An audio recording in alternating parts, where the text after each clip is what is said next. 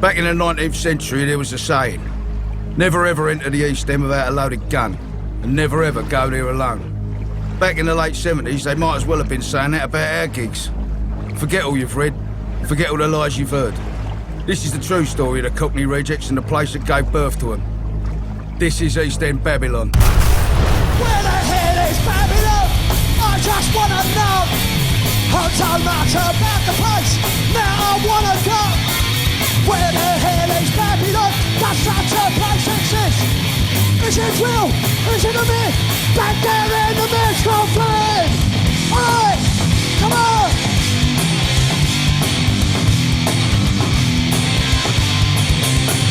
Where the hell is Babylon? I gotta know today. But before I leave the house, I gotta know the way. Where the hell is Babylon? Heard it's lots of fun. Can I get there on me bike? Straight up the M1. Alright, come on. Alright, come on, come on, come on. Where the hell is Babylon?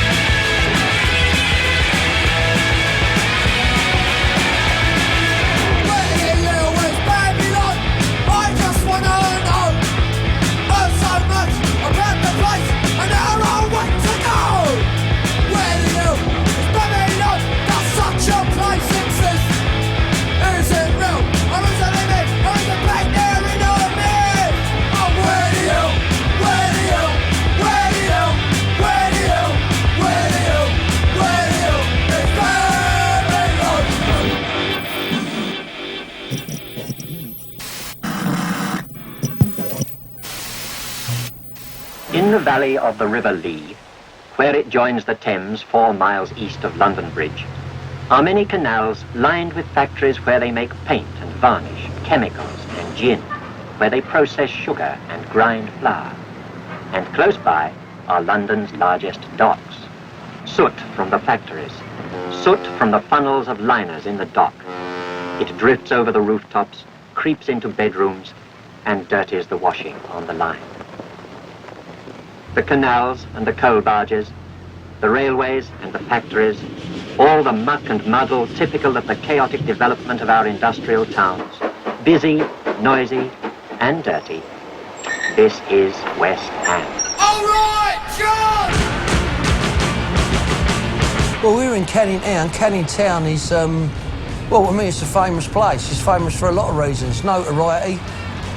It had the moniker of the City of Thieves. There's more thieves come from Canning Town than anywhere. In fact, there's no banks left in the manor. There wasn't from, I think, the 1980s, because there were so many bank robberies here.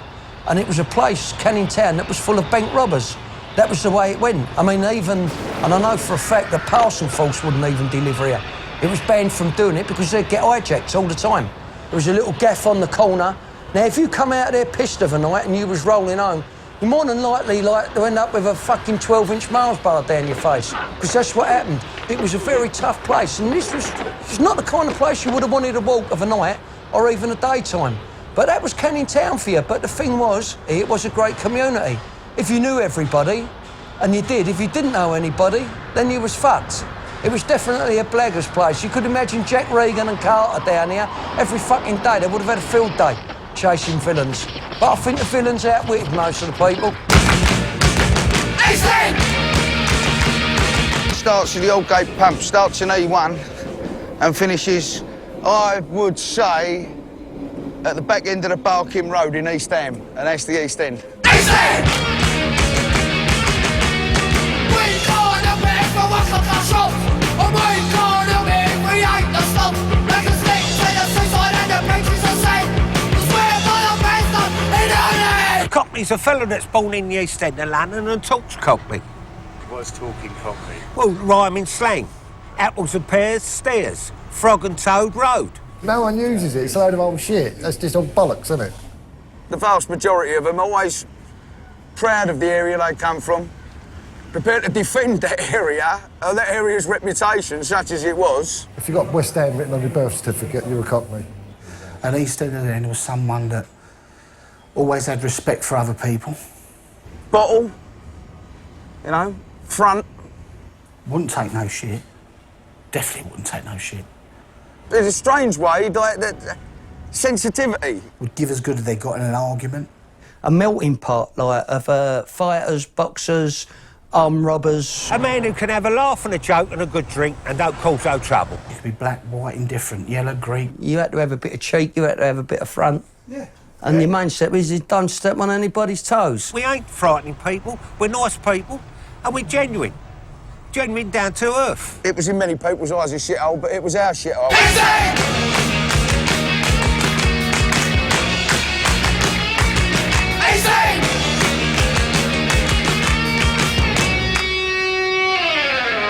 Thanks, John.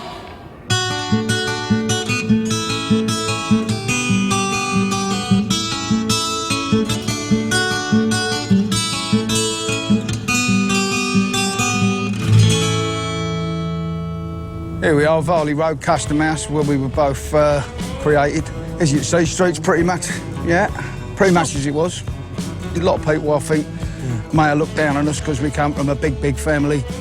I wouldn't say it was really pleasant. There was a lot of rows, a lot of the usual shit, and this is the place. This is how it was, you know, how it is, and the old woman's still knocking about here.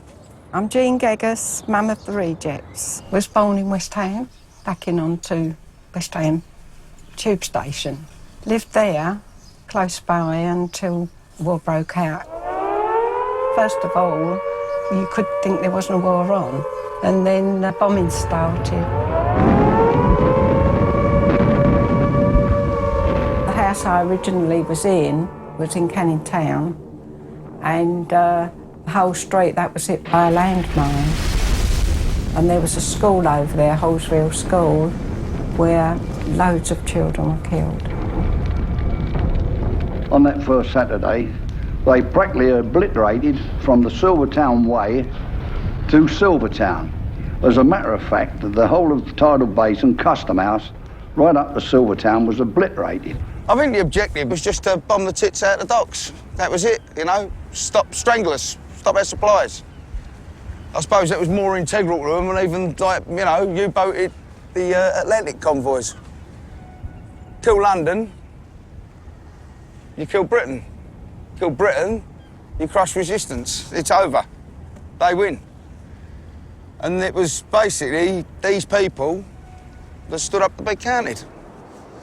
And they are responsible for turning the tide. I do really believe that. We wrote a song about it called The Power and the Glory. Well, it's about people going to war. For the bombs that flew in World War II from the Albert Docks to Bow, we could never show our fear, the world could never know. The bombs that flew, World War II, the Albert Docks to Bow. We could never show our fear, the world would never know. Oh, through the years, shouts of tears, many tears were cried. And the one who cares, off his ass, cast the ones that lie. And the bad man said it off his clothes and said, look, we won the war. And the tears we shed over our dead made us hate them all the more. Power and the glory, power and the pride, the only pride that we have left for our boys who died. Loads of children were evacuated, and you could see them on the stations with all their little boxes with gas masks and everything in, you know. But we went to Yorkshire with my mum and dad. And when we got there, we sat on the station with our luggage and we didn't even have anywhere to go. We were there about 4 years. We came back and we went to a relative who lived across the road to where I live now. And there was already 3 families in there and we were sleeping on the floor. And then we got the doodle bugs. That was the first experience I'd had in this house. Nothing, I heard nothing. You didn't get a lot of warning, you heard them. We had a shelter in the garden, so you'd run up there and get in. We just heard something going over and it stopped, and then an explosion.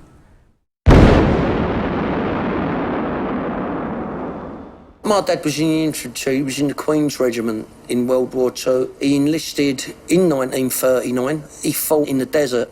And my mum, You know, I mean, out of the road that we lived in, I think there was about 4 houses standing. All that side wall was down and was shored up with wooden supports. The windows were out. In fact, the whole house was in quite a bit of mess because plaster had come off the walls and we just had to move in and make good. West Ham endured every phase of the air attack. On her few square miles, there fell 1,500 HE bombs, 33 rockets, 29 parachute mines, 68 fly bombs, 1,100 incendiaries. Not a single house in West Ham escaped damage. 13,500 were totally destroyed. We didn't have any clothes or... Well, we didn't have any luxuries, nothing. We had no furniture, nothing. Just this house. Over the years, we've made it what it is today. I got married at 18. I've had 7 children, 3 of which were born in that same house. Nick was born there, Jeff was born there, and Janet. All in that house. I've lived in here, actually, 66 years. All it ever was, little 3-bedroom council house. Right, imagine 9 people crammed into this. Driving the old man and the old woman mad and each other mad. The garden weren't so bad, that was out there. I used to put the boxing gloves on and fight out here and kick footballs. This is where the first gig took place. Yeah. Actually here. Yeah. And we used to have these kids sticking their heads over the back and over the back fences.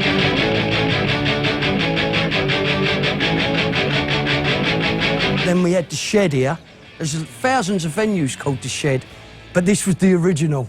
When we heard it was the end for Chelsea, that's when I took a dislike for it, you know what I mean? I found it out at an early age. So we battered the shit out of it, just like we used to do in their end. And this is where it started. This was it, yeah, it was drum kit there, you know, or buckets, whatever. What's the lyric to join the Rejects? I want to do a gig in my back garden. In my back garden, and I want to wreck a lot before the press gets in, because they think I'm overthrown. They're gonna have me back. Join the Rejects and get yourself killed. Join the Rejects and get yourself killed. That was. And we really thought that that's how punk had started, Yeah, but it started, it was nothing you know, of the sort. Yeah, it was nothing So of I the sort, suppose we yeah. invented punk. Yeah, we invented it, yeah. I remember living one entire winter in that. Yeah. Oh, do they? Join the Rejects and get yourself killed. Join the Rejects and get yourself killed. Join the Rejects and get yourself killed. If you come into this one, the Room of Dreams, we call it. You got the Theatre of Dreams. This is the Room of Dreams. This is where 4 of us shelled up in here. My older brother Stevie, my younger brother Trevor, and me and Mick. So this was it. Yeah, I was fucking born in this bedroom. Born in here. Yeah, you was born there, weren't you? We was all born downstairs, wasn't I? Yeah, I was born over in the Jag Horner over there, yeah. That was me. 1, 2, 3, 4!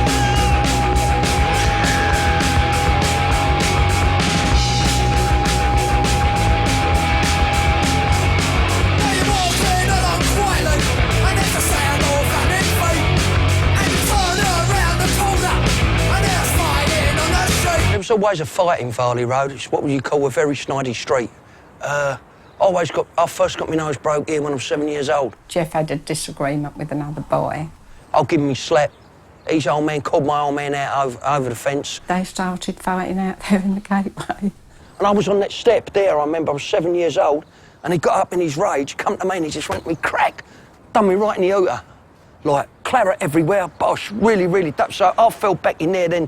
But that was the trade down this place. There was always one neighbour fighting one neighbour. It always seemed to be the same. And goading their sons on while there was a big crowd. You wouldn't think it, because it don't look like the fucking Bronx or anything, but it was just the way that it was round here.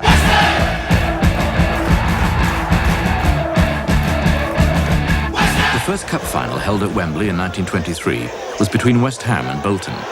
Thousands of fans climbed walls and broke down barriers to get into the stadium. Inside, they wrecked the Royal Box, and the pitch had to be cleared by mounted police. Back in the day, my old man used to cock a snoot at the violence with Millwall in the 70s and 80s. He used to laugh, and he used to tell me that it was a damn sight worse in the 30s. And you see all these flat caps steaming into each other and just showers of bottles going. He said it was terrible. This goes back generations. Generations. You know, from the old dock days where, you know, there was a massive strike in the 30s. And the East End dockers decided to stay out and strike, and the South London dockers said, fuck you, we're going back, scabs. and they come to work in our docks. So that all stems from that. West Ham was originally based around Custom House, but then West Ham is the East End. To me, it's always been more of a feeling, an emotion, you know? I know it was founded in 1895. The Thames Ironworks, founded like with the riveters and the people that built the ships. I'm not sure when the transition to West Ham would have been. I should imagine it would have been shortly after, about 1906. Oh, West Ham, fucking hell. Might sound sad to some people looking that have never been involved in football, only watching it on the telly, but West Ham to me was my whole life for a very long time. You'd see people going up in claret and blue scarves, marching down Prince Regent's Lane, and we was very lucky to have a ground within marching distance, you know, with the status that West Ham had. Up in the First Division, I know we've yo-yoed a lot. It's in your head, even if you don't go, it's in your head, it's in your heart. And it was just the atmosphere on the old terraces in the day. You just used to drink it up. It was West Ham, West Ham. I was a mile and a half from the ground. That was it. I mean, it was the same. Me granddad played for West Ham. That was my granddad Jack, who by all accounts wasn't a very amiable chap. He used to carry around this goat on a bit of tether and stick it outside his local boozer. And it was said that within, like, 15, 20 minutes of him entering that boozer, someone had been thrown out the fucking window. You know, he was a bully, you know. He weren't a very good goalkeeper either. Did he once attack the West Ham fans? Yeah, he did, yeah. He let in a couple of soppy goals. And the crowd started getting on his case, and he steamed into him. As you do, you know what I mean? So, I guess that bit got passed on. You see, the trouble with me is I don't know how to run. I was made in the East End. I'm a docker's son. His father died, and a son could take over what they called their ticket in the dock. It used to go from father to son. So he went into the dock. He was what the Yanks would call a longshoreman, just a docker, you know? Packer, freighter. With the old docker's hook, pull them off the cranes, unpack them, get them in the warehouses and the wharfs and everything like, yeah, just a bog standard docky. But if you can picture the scene, looking around it now, of ships, as far as that dock stretches, huge ships on both sides. It was just shed, wharf, wharf, wharf, wharf, crane, wharf, ship, crane, wharf, ship. From morning to evening, there'd be throngs of, like, people on their bikes. There was plenty of pubs. There was plenty of people on the street. It was very, very, very lively place. You'd see loads of dockers all on bikes of a morning going to the dock. I remember as a kid, my old man was never out of work. I mean, the docks were thriving then. These docks were the busiest and largest docks in the world. It was also the living and the lifeblood, not only of the East End, but of London, and of course of the Empire. The diversity and culture that they brought to the area can't be underestimated. Yeah, my old man worked here all his life. From the East India, West India, which is over by Canary Wharf, the Millwall docks, which are over there, and these two worked here all his days. Docks started to die off in the 70s. I know they had a lot of problems with the likes of Jack Dash and the union movement, but, you know, I think that was the way that the powers that be wanted it to go. They wanted them gone. There was lots of strikes. I didn't know really all the ins and outs of the strike, and he didn't always agree with it because he never really thought it was going to resolve anything. Each time it was very difficult financially because the person that was striking didn't get any money. It was just the dependents, but it wasn't a lot. So I just went to work. The thing that was most important to me was finance and keeping the children in what they needed and what they wanted. A lot of the time, where you had hand-me-downs and we was poor, you know, and you couldn't have the latest gear that some others could have and all that. Sometimes I was a little bit embarrassed. The docks were closing down then, things were all going wrong, and it was the beginning of change. If you go down there now, it's very hard to visualise what it was like. By 1982, off, it was all over. My kind of town.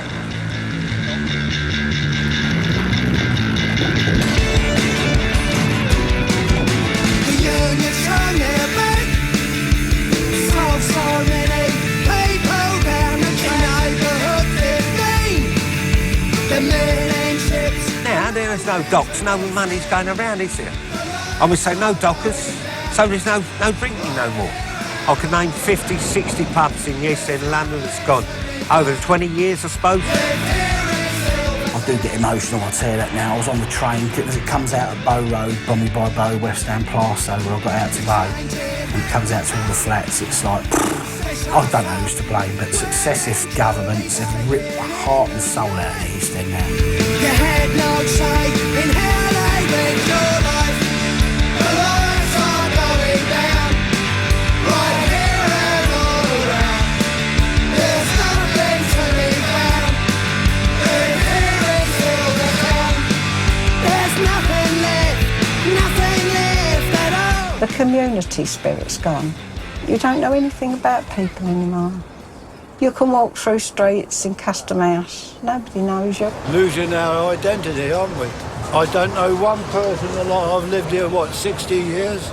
I don't know. I couldn't name one person other than me old mate here, Thomas. How about your neighbours and all that? They all moved out? Yeah, all gone. Yeah. Yeah.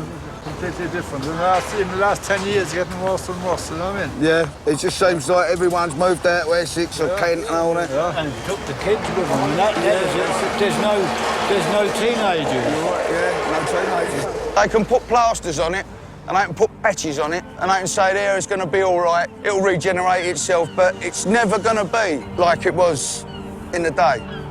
And that was what gave this place its soul.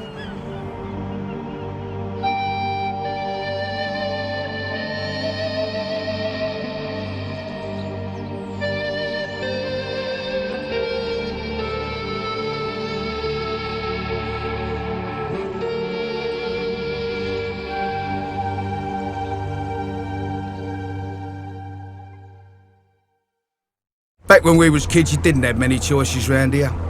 You either ended up in the docks, or you ended up working at Tate and Lyle's, scraping sugar out your fillings for the rest of your days. Either that, or you slipped away into a life of skullduggery and thievery. But for most, there was only 3 real ways out of this place. That was football, boxing, and rock and roll.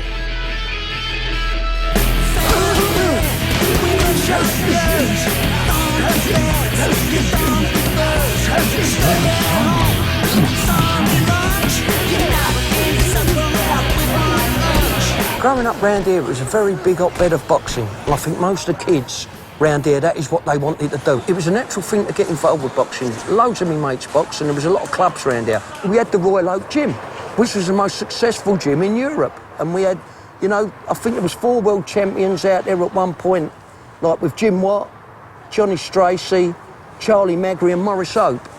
Now we come to the Peacock Gym.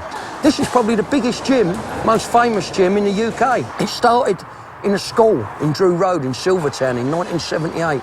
And Martin and Tony Bowers, they hired out, it was a classroom at the top, and they got a ring erected in there. Because all boys, they like a bit of rough and tumble, and that's what they need. From running wild on the street, you had great respect for your trainers. A lot of kids now are getting in trouble. It ain't like just a fisticuffs anymore. They're trying to kill each other. And I think that none of them have got discipline in them. Now, if you go in schools now, I do a lot of work in schools, help kids out in schools.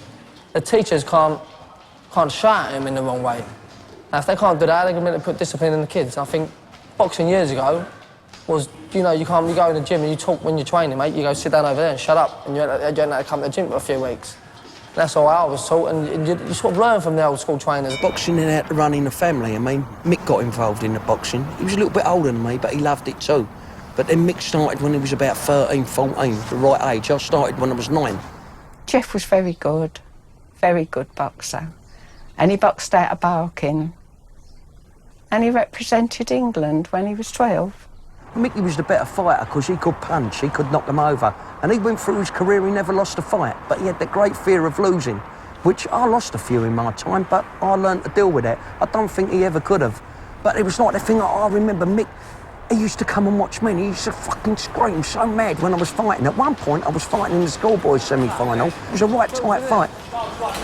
One more. They had to get him and take him out and put his head under a fucking tap. They thought, oh, whatever, was going on, and going Garrity. He would almost be fighting mentally when he was in the ring. But when Mick went in the ring, Jeff didn't respond like he did. I was up for it, but I was always a lot more assured because I know that he'd get him in the end. Me, I couldn't fall over the line a lot of the time.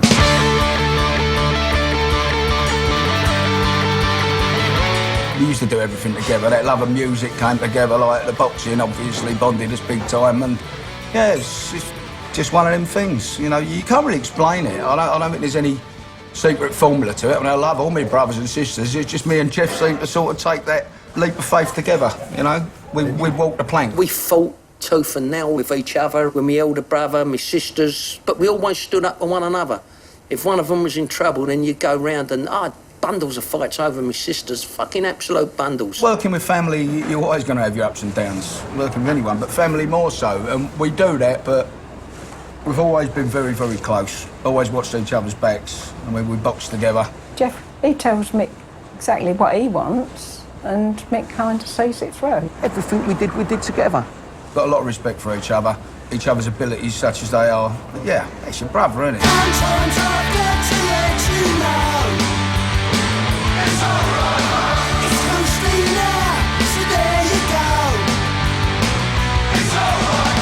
Things took off. Being in a band, it started to happen. I was still boxing. I was bunking training to go to rehearsal studios and recording studios, and the dedication wasn't there. But when I thought the band was going to kick in, you couldn't have meshed the two, so I thought, well, I've done my boxing bit. Now I want to go and be in a band. I've got to check this out. Leave that chapter behind. Go and find out what's over the horizon. When I'm going onto the stage, it reminds me of a kid when you're warming up in the dressing room and you think, I'm getting up them steps. To me, it's different because you ain't getting punched in the mouth. But when you're getting up them steps and you think, this is it, this is showtime, this is where I've got to go. And I look at people that got the gimmicks. I say, Steve Tyler does his fucking somersaults. You know what I mean? Dave Lee Roth used to kick his fucking legs in the air and all that. And Jimi Hendrix, I mean, he'd like fire up a fucking guitar. All I've got is my six-punch combination. That's me, because that's what I feel. I can roll them off, and no fucker's going to nick that. That's mine.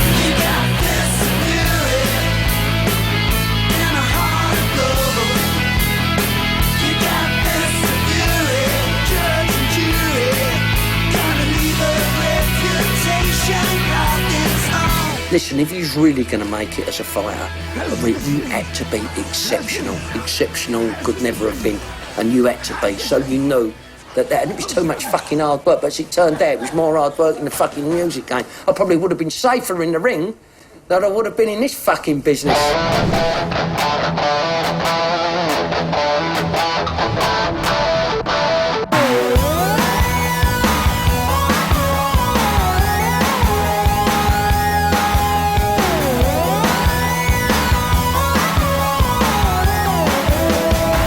I remember being, like, obviously in your bedroom as a kid, like, music meant ever so much. It really did. We was brought up on a strict diet of Top of the Pops on a Thursday night. I see all these, like, you know, different artists, these people, you know what I mean? They was from a different planet, you know? Obviously you had Bowie with the Ziggy Stardust thing. You had Mark Bolan, Roxy Music, which was very different, you know? David Coverdale kept going on about his heart being broken. I didn't know what it was fucking like as a kid to have my heart broken, except when West Ham got beat. And that was every fucking week. I was getting my heart broken. I remember, I think it was that Steve Priest game, we haven't got a clue what to do with a big star on his arm. My man going, look at that fucking puff. Like, I think, no, Daddy's cool, you know, that's okay. But that's how the older generation, that's what they thought of them. I mean, I can remember seeing Peter Gabriel on some television programme doing I Know What I Like in Your Wardrobe, and he, like, dressed up like a big fucking flower. At the time now, I'd think, what a dickhead, you know, but at the time, it was fantastic, and rock and roll had that bit of theatre. And I thought that is what brought you out the doldrums from where you were and your shit-drab life, and you thought to aspire to be like they are. I know Mick, like, had chawed a couple of guitars or whatever, saved up his fucking 2p a week pocket money, and 100 years later he got a guitar. But he got a guitar and he was learning himself, like, you know, to play things and that. I wanted to be in a band, but I had fucking as much talent as that fucking chair over there. I had nothing, you know. All I had was to drag onto Mick's coattails. But when the punk thing come along, I think hearing the Pistols and all that, it was a great charge, and you thought, fuck me, anyone can be in a band now. So that's what you wanted to do. So I formed on a band called The Postman. It was absolutely atrocious. And we'd play buckets, fucking, you know, spoons, and try to blag a 170 keyboard in there. But that was to no avail. And they all had very weird names, really weird.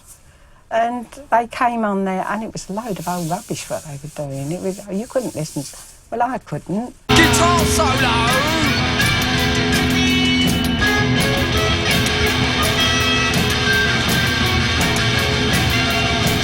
loved it and I loved the buzz. They even did a thing on the BBC with John Peel and they got a little check through. Well, I mean, there's your incentive to get going for real. Mick was, you know, playing with a couple of different people. Then I said, look, can I be in your band? And originally I was to be the drummer, but I couldn't even fucking do that, you know, I was useless. They started doing their things between them indoors and they used to go up the shed. Mick had the name The Rejects going, and I said, well, if we slip Cockney into that, all right, I think that'll go. And then Mick said that he was going to nick the name for a band he never even fucking had. Like, he said he had it, but I know he didn't. That's when the Cockney Rejects come, you know? We went back to actually using that name. I used to take them to a place in East Ham and they used to do all Marks and Spencer's Rejects clothes. And I used to take them down there. I mean, he might have disregarded that, but it was my theory. But they used to say, oh, you're going up that shop, but it had Marks and Spencer's on it. And they might have been Reject, but they was a lot cheaper than going in Marks and Spencer's. And I used to go up there and they used to say, oh, you're always up that Reject shop. But I was being mum and getting more, as much as I could for the money I had. And I wanted them to look nice, so that's what I did. And I often think to myself, is that why they called them the Rejects? She claims she made that up. Marks and Spencer's Rejects clothes. Really? Well, there you go. This myth goes on. I don't remember that, but, you know, I'm willing to sue her. Mick may have a different version of why they called themselves the Rejects. He might tell me off. And he said, I'll be the guitarist if you yelp. So I yelped, and we'd write fucking songs like Gola Bag, because I always had a Gola bag.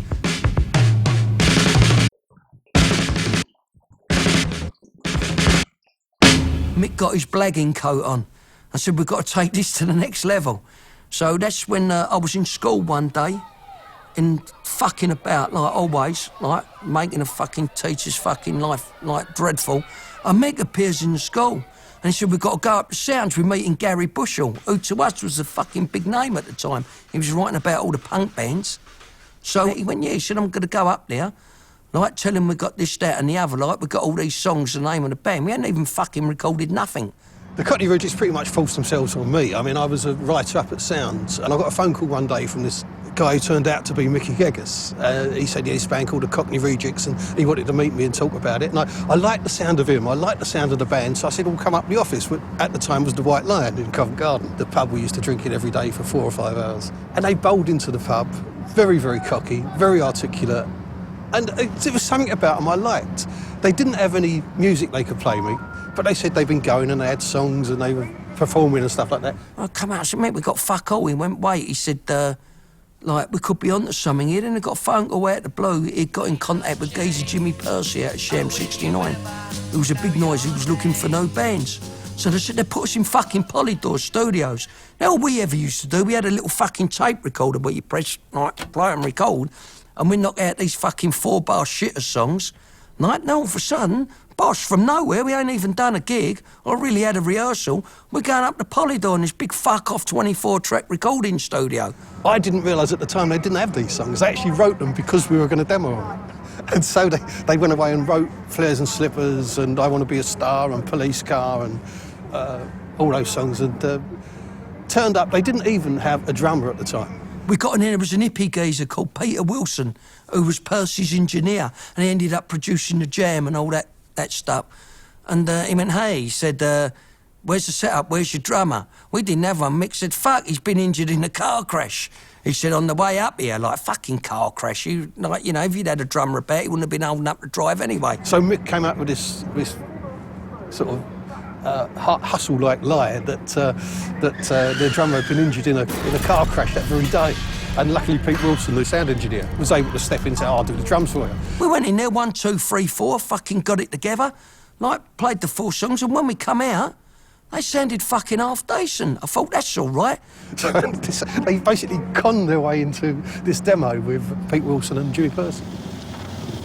Fucking arseholes. So we took this tape cassette, went to different people, and there was a place in Walthamstow called Small Wonder Records. We've given this cassette, like, he went, what's that? We went with the Cockney Rejects, listen to that. He went, I'll get loads of these. So we said, well, this one's different, mate. Like, because you got to believe in your product anyway. Because if it's shit, if you think it's shit, and you're going nowhere. We've given him the demo tape. On the way back, we got to my old woman's. I think 20 minutes after that, this geezer's on the blower, isn't he?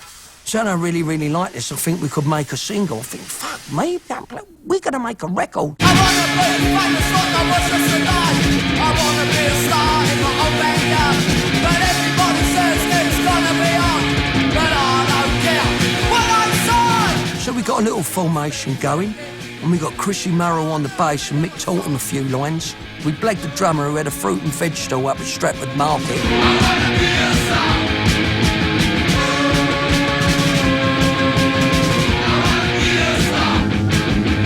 Before you knew it, he had to sort of make a 3-track EP, go into some studio in Islington, and you'd be making your first record. I think it was about a week before my 15th birthday.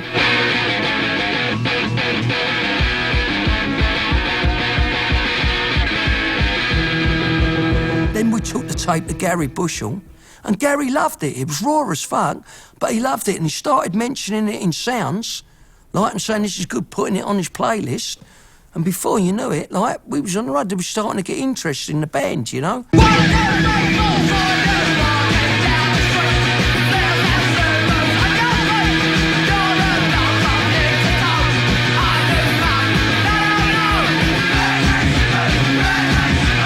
Even the NME, like, freedom, it ain't no fucking freedom. It's got, you know, and the NME had said punk was dead years before. Freedom, there ain't no fucking freedom!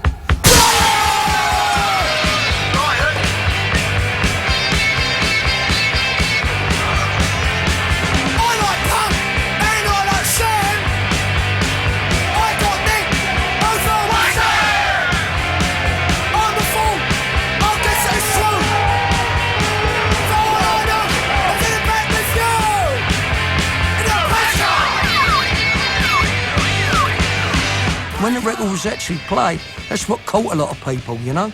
Even when you yell it now at a gig, you feel, here we go again. I'm fucking 47. Freedom, there ain't no fucking freedom. And they'll go, and they'll go balmy. Freedom, there ain't no fucking freedom!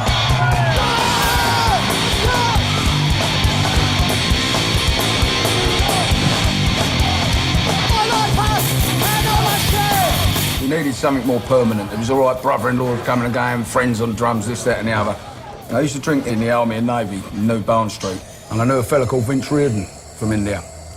I knew he'd worked for Sham 69. I was working as a roadie for Sham 69, and this young whippersnapper from Custom House come up to me and asked me if I could play a bass. And I said, yeah. And the next day I had a bass and we was playing. That's how it all started.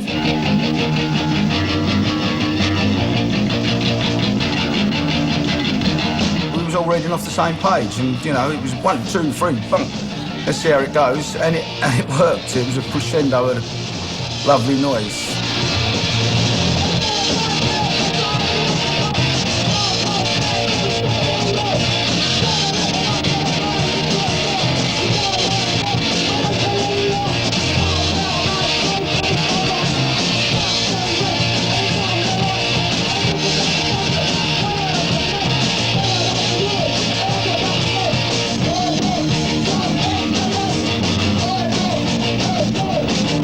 Then after that, I couldn't believe it, we had a record coming out, so we was well and truly on our way. All we had to do then was find a fucking gig, because we hadn't played no gigs. Obviously the Bridge House was the gig venue. I know they had band Sham 69 and a lot of punk bands, The Damned and all that, have played there. The Bridge House was the venue in East London. That's where a lot of the new bands were playing. They had the R&B bands, pub rock bands and bands like that, but that became the gateway to London for a lot of the two-tone bands, new mod bands that were about. Obviously, a lot of punk bands got in there. That was a very good little venue. Even U2 have played there. U2 played their first gig in London there. And a sensational band, pulled 18 people. We wanted to get there because we went down there. And obviously the Murphys were boxing boys as well, Glenn Murphy, Terry. I mean, they come from Custom House, I come from Canning Town. And always round West Ham Boxing Club I was in them days. Very few outsiders actually came down to the Bridge House in the day because of the reputation it had, and of course the East End having that reputation too. One night me and Darren met Glenn Matlock at the Marquee. He just left the Pistols And we was trying our hardest to get everybody to come to the Bridge House to play. Darren was chatting at one of them at the bar and he said, come and do a gig. And the bloke said, mate, you've got to be 6'6" with a baseball bat. He said, I get nowhere near. When they did come down, eventually they loved it, you know, and word spread from there. And that's when the Bridge House became the mecca of the punk revival, where it actually moved from the West End, from places like the Vortex and, you know, and all the rest of it, and it relocated in Canning Town. So we went down and see Terry, said with the Cockney Rejects, blah, blah, blah, blah, blah, could we have a gig? You could have fucking swung a cow around in the place. It was fucking empty, you know? But it was great. We got up there, we done our first half-hour set to a few people. Fuck me, it was like, at the time, winning the polls.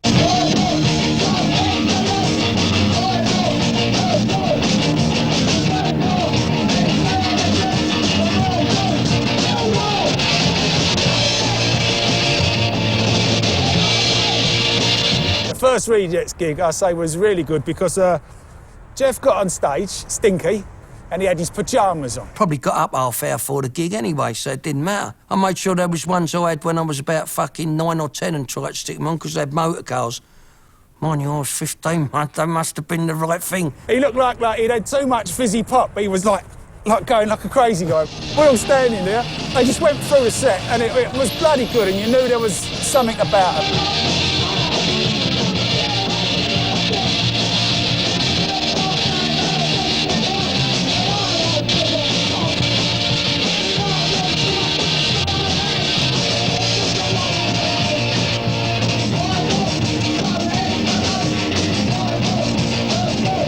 And in 1979-80, the place to be was the Bridge House when the Rejects played. It was fucking wild.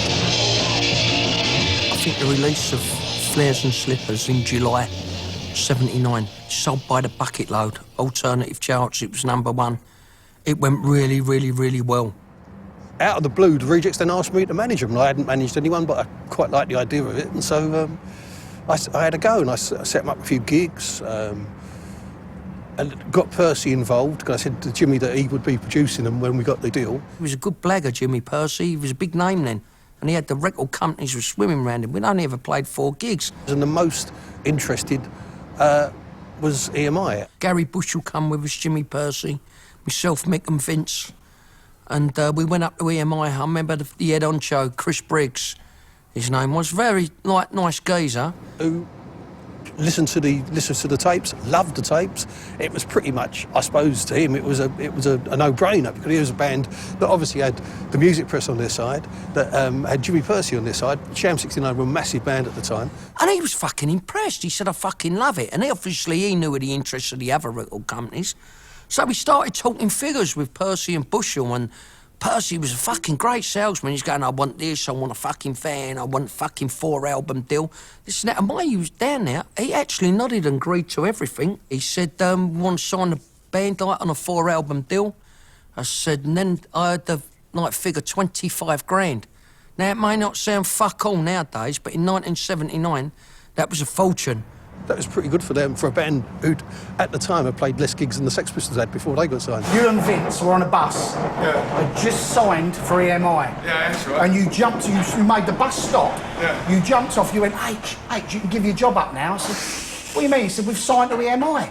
I went, and we were like 3 of us, just hugging each other, just jumping about on the pavement, and then went on to the Bridge House and got absolutely hammered. And I had 500 quid in £1 notes. I thought, this is it. Like, at the time, I probably could have fucking bought a flat with it. But that was it, that was great. I remember I fucked off back to school, went up in the fucking, they had a tuck shop. I went, who wants what, you know? It's bottom Kit Kats and cups of tea and all that. Bertie, big bollocks. But that never lasted, that advance anyway. It went on an Atari Space Invaders. Bundles of fireworks. Me and my young brother, we cleared out the shop in Freemasons Road in an old Dole's Pram. Spent 200 quid on fireworks. I say go up in smoke, but that was literally going up in smoke. But it was the best buzz I had, and I bought a pair of steel-cap Dr. Martens with the rest of my mates. I bailed my mates out as well, like snidey tenors, ponies here and that, and that was the signing of EMI. That was it, that's how I celebrated it. I know most would have gone for a fucking big snort and a fucking lavish party, but for me, it was just fireworks and going for a fight with Brampton, who was a school over the road.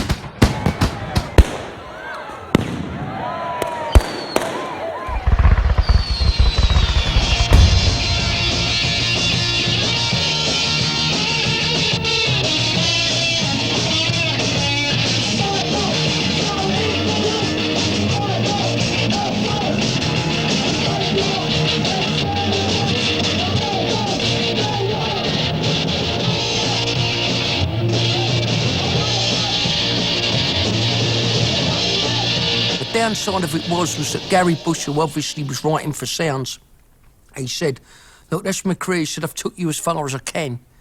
He said, you need to go to another level now with a proper man. You know, Gary had done really well. I wish we'd have kept Gary. At the time, it seemed like a good idea to introduce him to Tony Gordon. In reality, it was not a good idea, but, you know... He looked down at us like we was just shit on his shoes. And I thought the same about him anyway, but he was connected. But I didn't know he'd gone from Lulu to punk rock. You know, you live and learn. For a limited time, when punk was happening and everyone in the music business was interested in the commercial possibilities of punk rather than the musical side of it, people like Tony were attracted to bands like the Rejects and the Upstarts and Sham 69 because they were a huge earner, potentially. And I think it's fair to say that he made more money out of the band than anyone else did. What most of them think, if you get sold a bit of money, signed to a bigger company, they think that you're sold out and all that. some guys are on the phone. And the first one who says that to me says that we're sold out because we're signed to a big company. I'm going to smack them in the mouth. So, no, we can't come to you and say, do you want so many fares and pay out the side to somebody going, no, I mean, street credibility, like, you know, I won't be able to pick my nose. Can't do it. We wrote stuff like I'm Not a Fool and Bad Man, and Here They Come Again, and stuff that was going to form the basis of the debut album, Greatest Hits Volume 1. We went into Polydor to do it, and we did I'm Not a Fool in one take, an East End, like Bish Bash Bosh, and then we ransacked the studio for some reason. All right! We completed the album in stages. We went to Shepperton Studios to do some of it, with Jimmy Percy in tow. And in amongst the mayhem and the madness, and there was a lot of it about, we managed to cut that album in just under 2 weeks. This is for no one. The truth don't be told. We never thought we'd have a fucking hit record. Of course we didn't, you know. We was hoping we did. But, yeah, I just said, yeah, about a series of albums. Yeah, you know, we'd signed for 4 or 5 albums with EMI, and I thought Greatest Hits 1, 2, 3, 4, and hopefully beyond, you know. And it partially come true. We did start having hit records. The success was very, very quick. This is the no song. The truth don't be told. This is the no one. And we are the no song. And there we were, you know, riding the crest of a wave. The single started to chart, slowly at first, and then Bad Man did better. And the breakthrough single was Greatest Cockney Ripoff. Come on! Which hit top 20. And then we got a phone call from the bods at EMI that we had Top of the Pops. I got a call at my mother's, and the guy's some prick. He went, hey, he said, you're going to be a rock star. We bunked the trains up to White City to be pop stars for a day. I was living at home with Mum and Dad, and Mickey came round on the Tuesday, banged on the door, he went, yeah, we're on Top of the Pops. I think we'd done it on the Wednesday, and I thought we was taking the piss. Well then, here come the Cockney Rejects and Cockney Ripoff. Come on!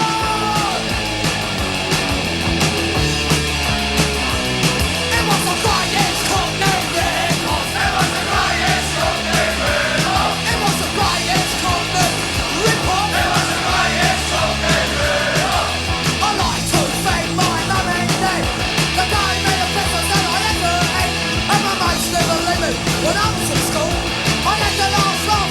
I sussed you all. The greatest Cockney Ripoff. It was the greatest Cockney Ripoff. It was the greatest Cockney Ripoff. It was the greatest Cockney Ripoff. Let's go now.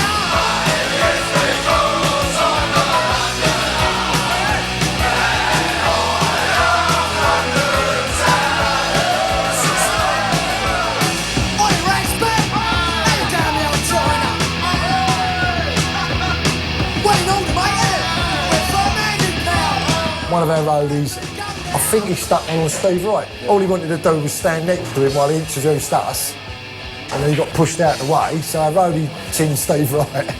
He was rude. He showed no respect. He said, no, guys, you can go away. Call security. I thought, fuck me. 2 minutes ago, you said I could do it. So, I'm sorry to say, I lost the plot, and these boys very nearly got thrown off the show over it.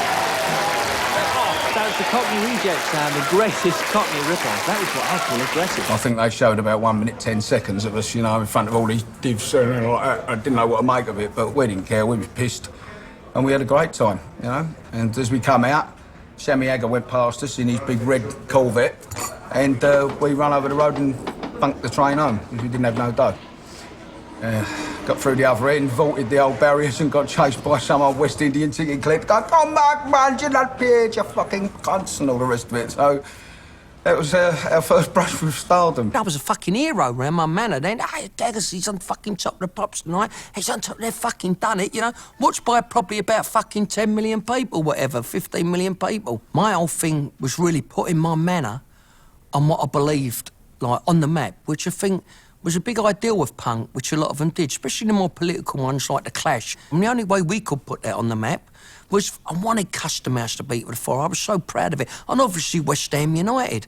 I didn't give a fuck for politics. So when 1980 came and we was lucky to get to the final again, that was our point. I've always wanted to do a punk version of Bubbles, but now you've actually got something that justifies you doing it because you're in the cup final with how the band was flying at the time. We got approached by AMI to do it. Iron Maiden wanted to do it, but we fucked them off. We're the proper West Ham geezers here. I mean, couldn't imagine some cunt with a light ale bottle down his fucking shorts wobbling over Bubbles, could you? Like, you know, well, I couldn't.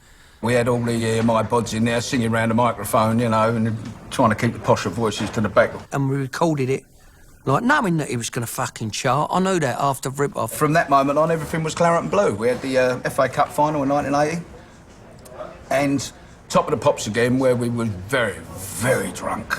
We'd done a lot of wrong things that day.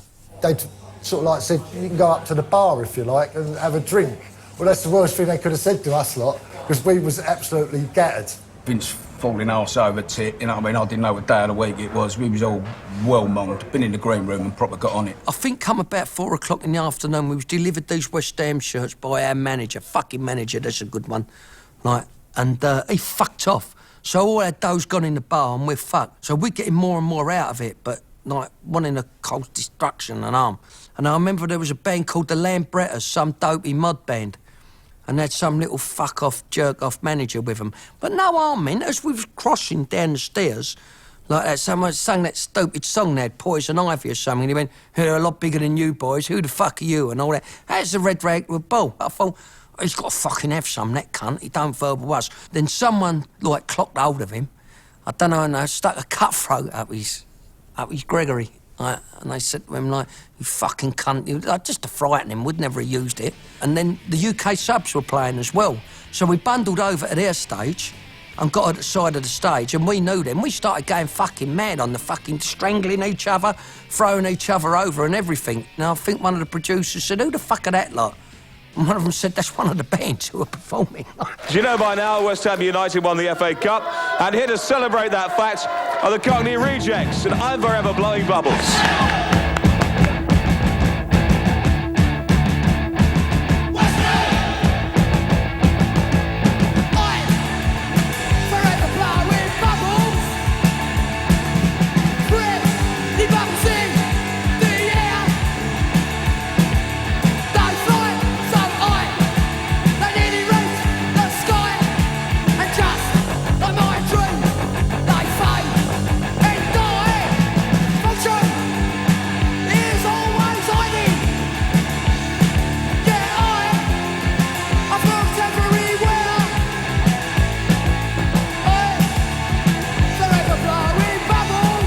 They kept going, stop. Then Mick was giving it some jar, peace and love signs, so we had to stop that again. We was picking Finch up at the floor. How we got through to the end of the song, and without killing these gormless fucking soul pods at the front and keeping Finch sober, it must have took about 10 takes.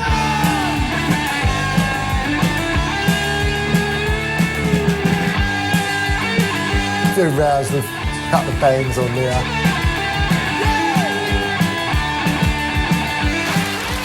And that was a brilliant day, you know. We sort of had a little running with Legs and Co, tried to get into their dressing room, kicked the door down, got warned about that. I think someone else got a clump, a member of another band. But that's the way we was. We was young fucking, like, hooligans. And after that, we got banned off Top of the Pops. Don't ever come back to the BBC. Looking back, it was a fucking death wish.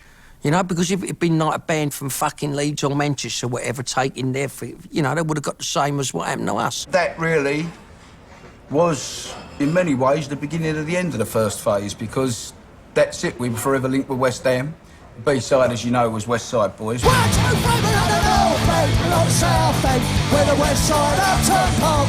We're not the North Bank. We're not... West Side Boys was probably the best or worst example of football hooligan song. I mean, it was wrote tongue-in-cheek as well. Yeah, of course it was. But obviously, like a song for the boys, but people outside the E numbers didn't quite appreciate it. Yeah, they didn't really like that one. South Bank, we're the West Side Uptown Park. We're not the North Bank, not the South Bank. We're the West Side Uptown Park. Dr. Martins and iron bars, smash the coaches, and do them in the cars. Wait and sing until we drop, we can take the shed and take the cop. Ivory and Paxton running fair When the West Side Boys appear.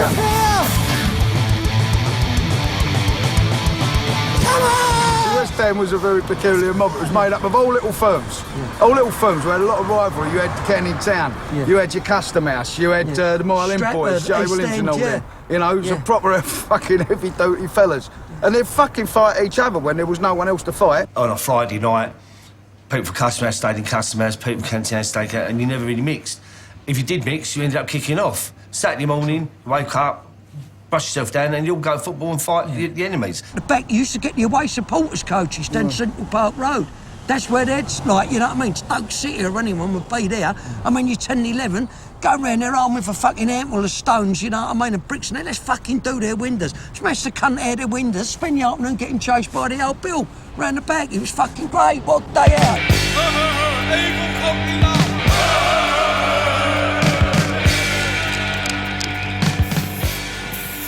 I remember seeing these letters ICF that were sprayed on the wall. I thought, what the fuck's that? When Becky's got me going, yeah, it's the Intercity firm. That's the new firm over there. West Ham were the first football team with a standalone firm who would take a firm that anywhere, all over the country. The ICF got their name and reputation by travelling on intercity trains rather than football specials. Well, it's because you used to get these coupons and they travelled obviously on the intercity trains, you know, for Freeman's, and it was the only way to travel. First class, of course. I think it was an easy transition because the kids as young as 10 and 11 and all that, this is our firm. The bus used to go around school, the bus used to go around here, that certain teams coming down. I think it really kicked up with Man U in 75. You know, when the Red Army come down, they got the shit smashed out of them, you know what I mean? And you all wanted to be a part of that. You wanted to be a part of this West Ham thing. It was about belonging. It was about people being together from all walks of life. You didn't have to be the hardest man in the world to be part of the football crowd.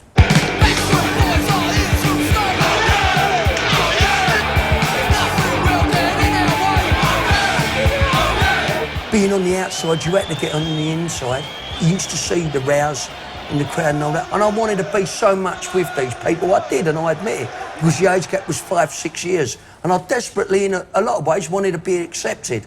And the way that you had to be accepted is you think, fuck it, my coat's coming off like anyone else, and I'm into the fray. You'd be in the West Side and you watch all the big boys kicking off, and you watch all the boys getting stuck into the away supporters, and then it'd go off outside, and eventually you sort of joined in there, you know, it was infectious. And before you know it, bang, you're right in the middle of them, and it's off ski.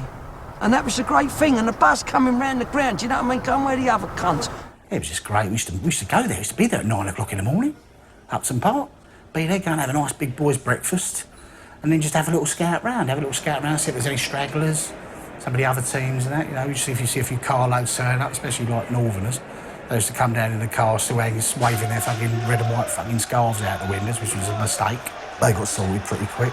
But no, it was just like a whole day thing. It was really good, you know. You look forward to it all week at work, you know, and come Saturday morning, like, get up, you know, have a bath, get your stuff on, get your gear on, like, see your mum, off I'm going. And off you went, and it was a great all-day thing, you know. Say, breakfast in the morning, whatever happened during the day, pie and mash afterwards, and then go out on the piss. It was great. I never really went to that many away games. It was only when I was in the Rejects that we sort of inadvertently became the ICF's strike force. You know, a van of about 15 geezers going up and taking on anything to sort of 300 Mickey Mouses or Brummies or whatever. We just used to go along to cause loads of problems. That's what we did, fight. There was just bundles of stuff that come obviously from the terrace. I mean, the terrace was no different than living on the street anyway, because you was always fucking fighting in the streets and doing what you did. This was just a bigger meeting place, you know what I mean, for it to do. And once your peers go to work, yeah. You went to a fight and a football match broke out. That's the way it went, you know?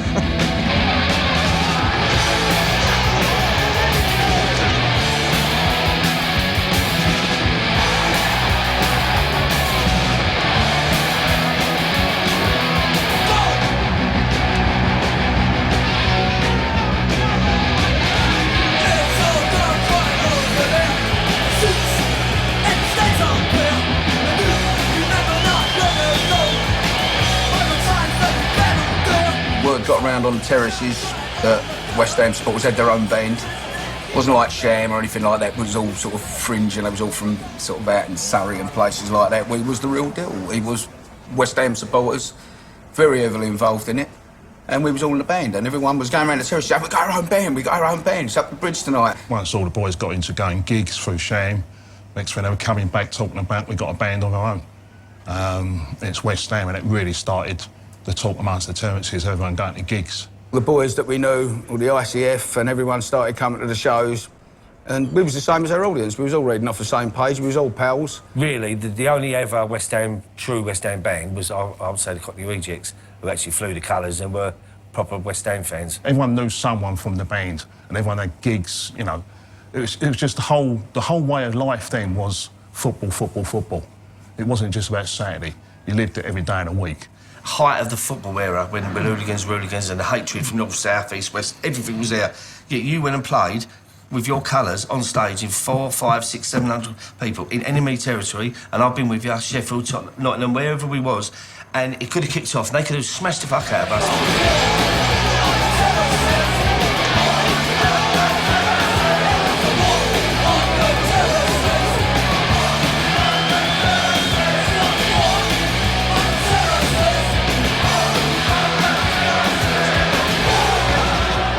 Gigs, and a lot of them was trouble-free at the time, you know, when you went to some of the provincial places. But when you hit the big towns like Liverpool and Birmingham and all the rest of it, that's when it got nasty.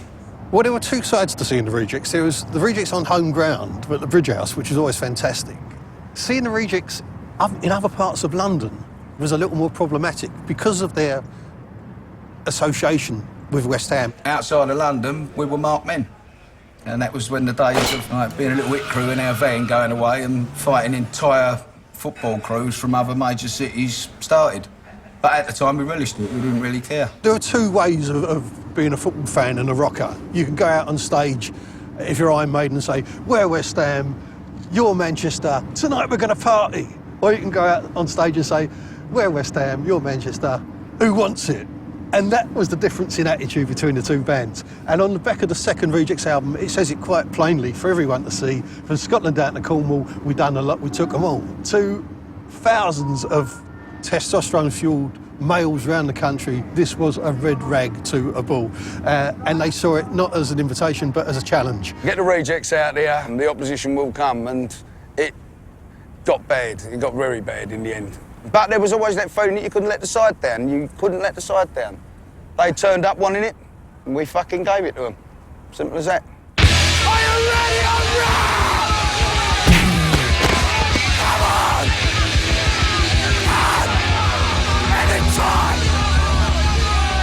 When they played the Birmingham Cedar Club, it was the worst example of gig violence ever seen in this country, with lots of different firms and people supporting various Midlands teams coming together as one with the intention from the start to wreck the gig. And I dubbed the gig the rock and roll equivalent of Rorke's Drift.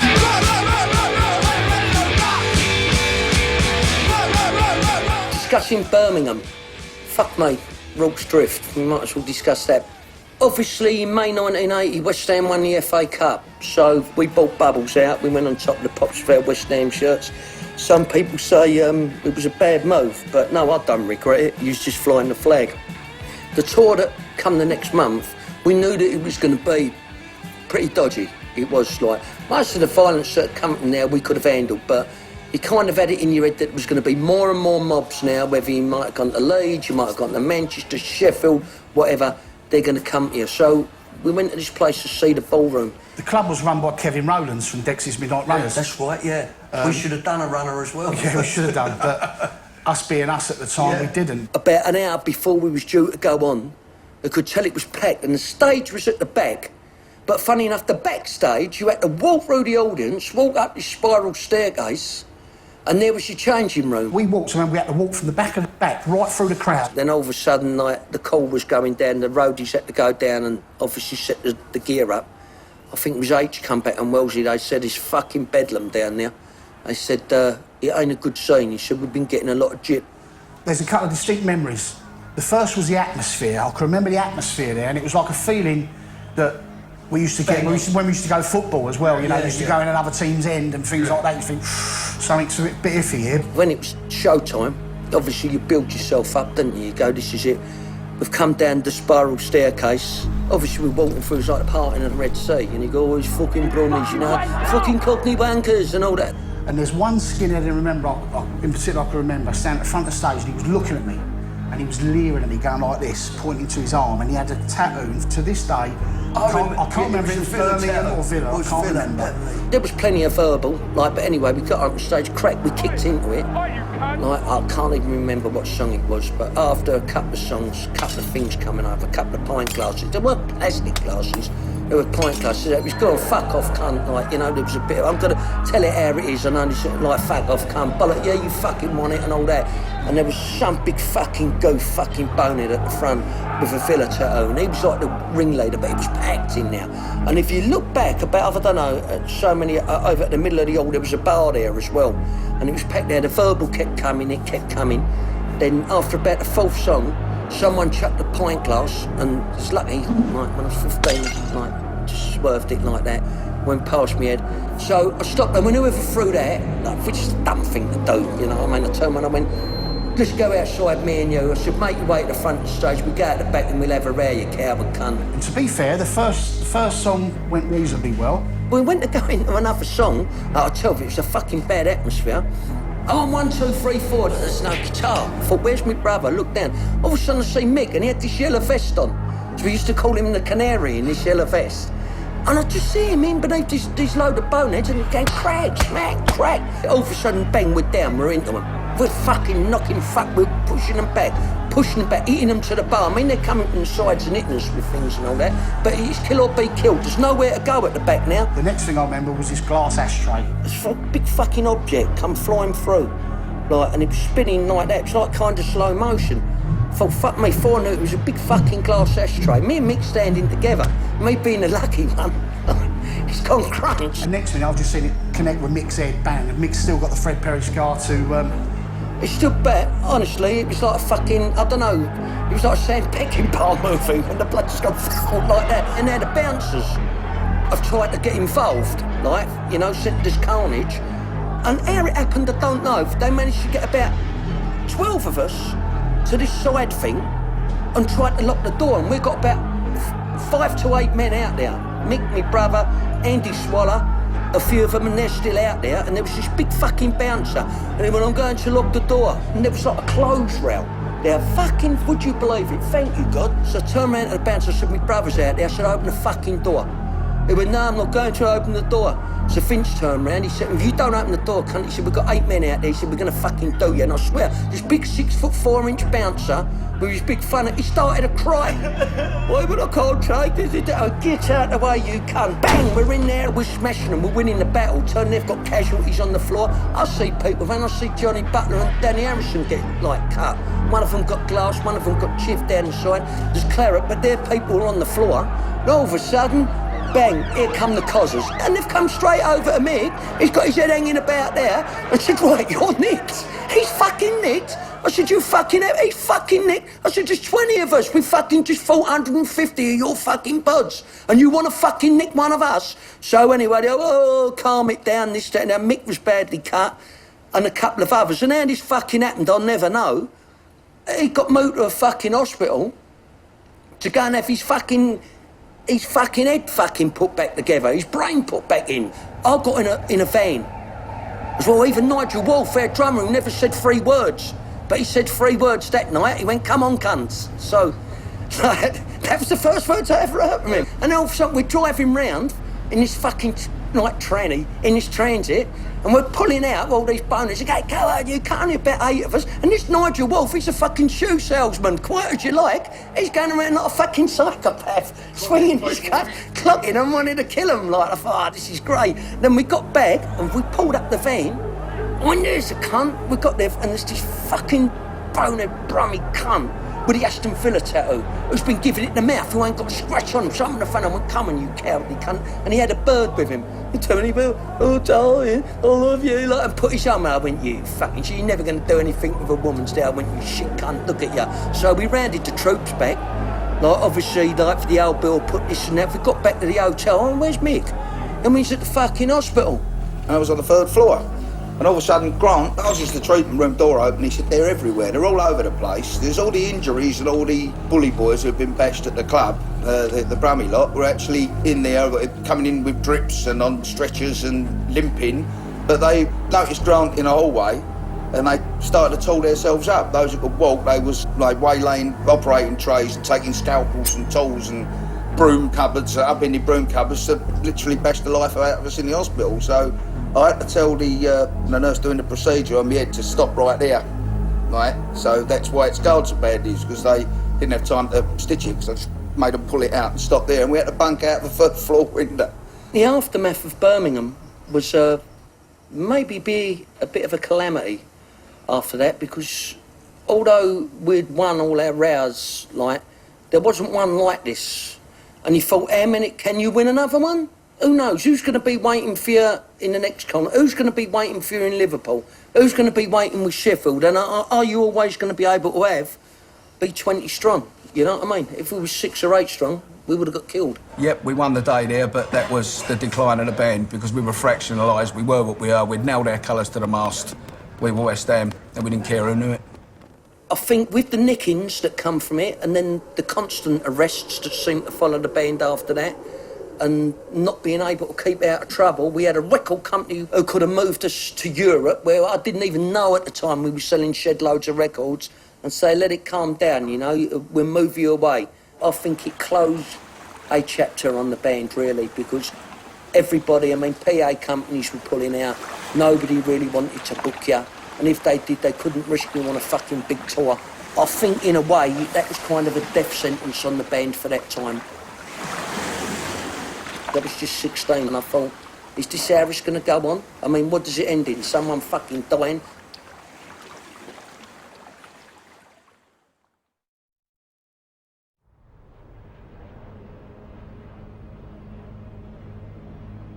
And then, as if things couldn't have gotten any worse, we had to deal with these mugs.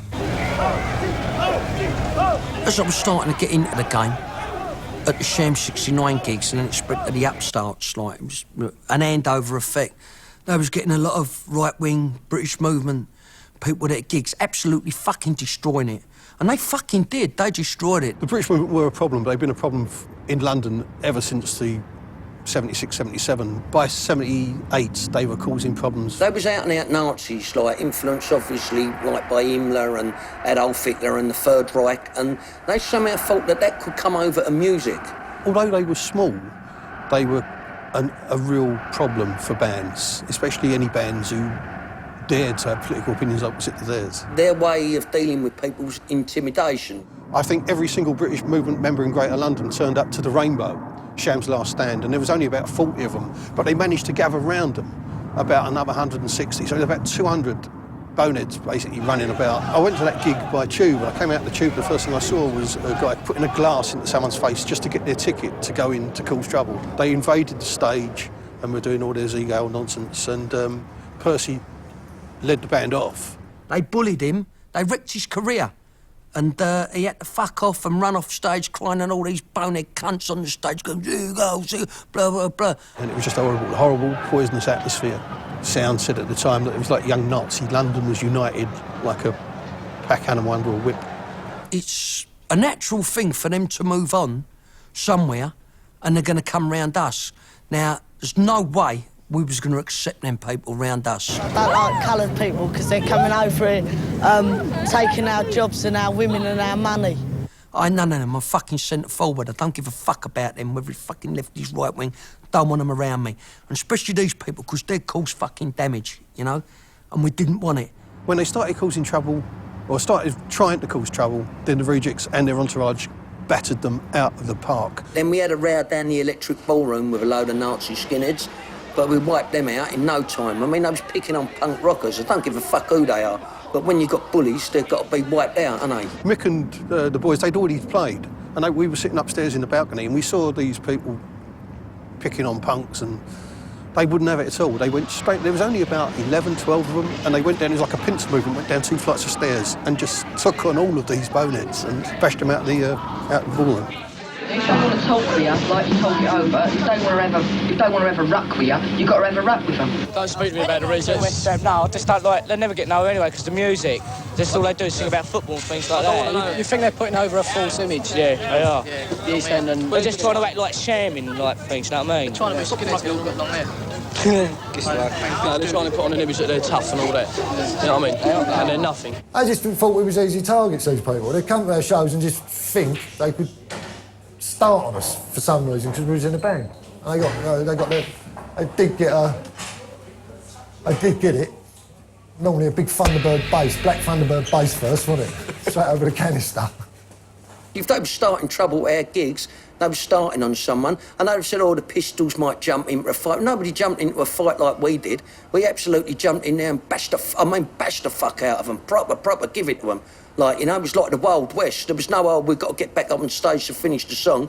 You finish the boneheads who were starting the trouble. Then you think about the gig. That happened on at least 3 occasions. Probably the most bloody being at Barking Station. There was a pub called the Barger Ground, and there was a few of them. There was one there, geezers, Mick took him out with one right hand to the jaw. That was him, finished, bang, good night. Over he went, and it spilled out. We went to Barking Station. Because we was called certain names in a pub one night by a load of skinheads, and, you know, we ain't like that. We don't want to get involved. We never wanted to get involved in any right-wing anything. That was the end of them. They never fucking come anywhere near us. They never, ever come anywhere near us. All of a sudden, because we was from the East End, I was going, oh, they're a British movement band. They're a right-wing BNP band. They're this, they're that. When we wasn't. We wasn't nothing of the sort. And then this TVI got on to EMI, the great record company EMI, and said they want to do an interview with you about football hooliganism. So we thought, well, fucking bit of publicity. I know that TVI had contacted the boys and wanted to film them down at Bridge House. They said they wanted to do a thing about football hooliganism and the band. You know, through the Top of the Pops thing, and then when we never got Top of the Pops with More on the Terraces, which charted quite high and all that. It's just, fuck me, yeah, let's get back on the telly. It might boost us a bit and we talk about the football violence. So we invited about 30 heads down there. That's what they wanted, to make it look as if it was a gig. Go! When the boys got down there, all they wanted to talk about was the British movement. They had nothing at all to do with the Rejects and never did. Oh, it was an absolute stitch-up. They like their music loud and violent, and their themes are violent too. This group, the Cockney Rejects, sing of war on the terraces. They have a strong British movement following, and some of their audience took part in the march. It's at rock concerts like these, and at football matches in London's East End, that British movement recruiters are active. War on the terraces!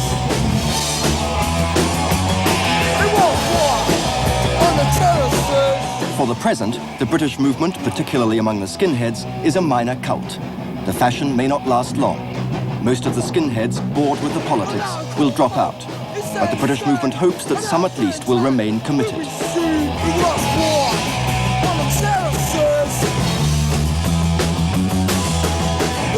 We were fucking livid.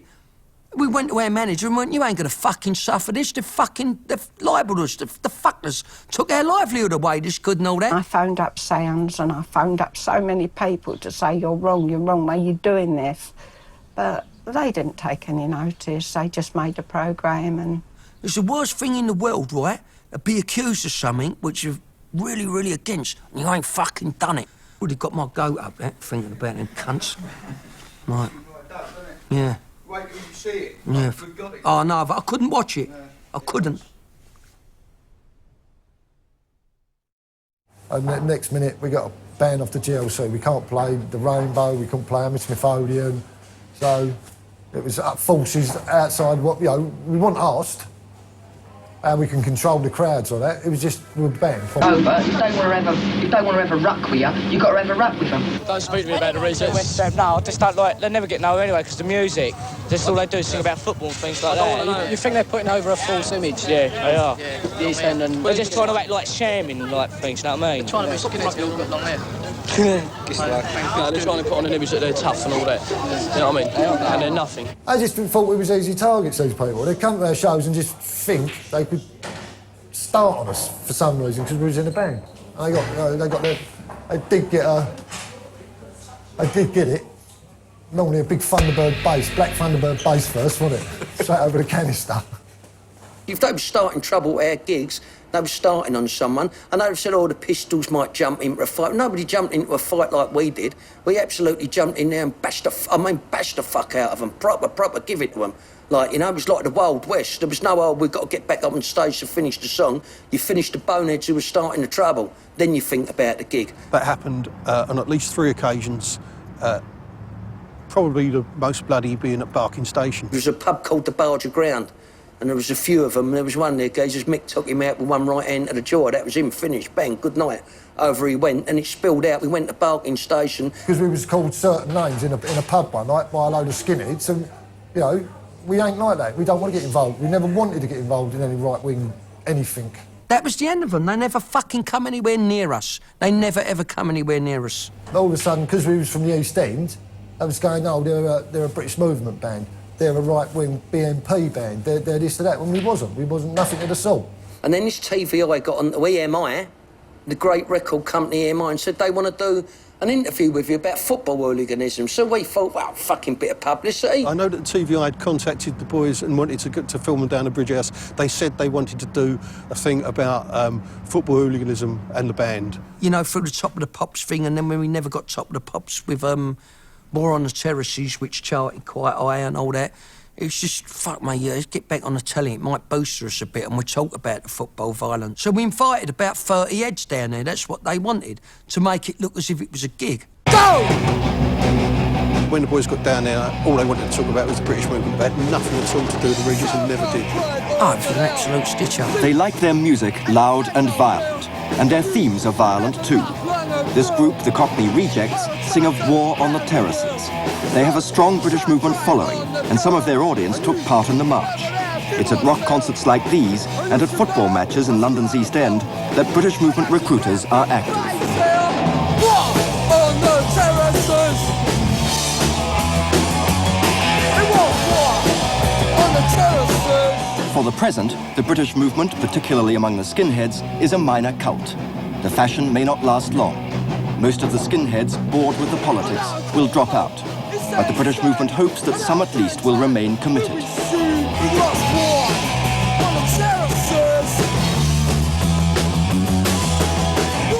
We were fucking livid. We went to our manager and went, you ain't gonna fucking suffer this. They've libelled us, the fuckers took our livelihood away, this good and all that. I phoned up Sounds and I phoned up so many people to say, you're wrong, why are you doing this? But they didn't take any notice, they just made a programme and... It's the worst thing in the world, right? To be accused of something which you're really, really against, and you ain't fucking done it. Would have got my goat up there, thinking about them cunts. Right. Yeah. Wait till you see it. Yeah. Oh, no, I couldn't watch it. I couldn't. And the next minute, we got a ban off the GLC. We can't play the Rainbow, we couldn't play Hammersmith Odeon.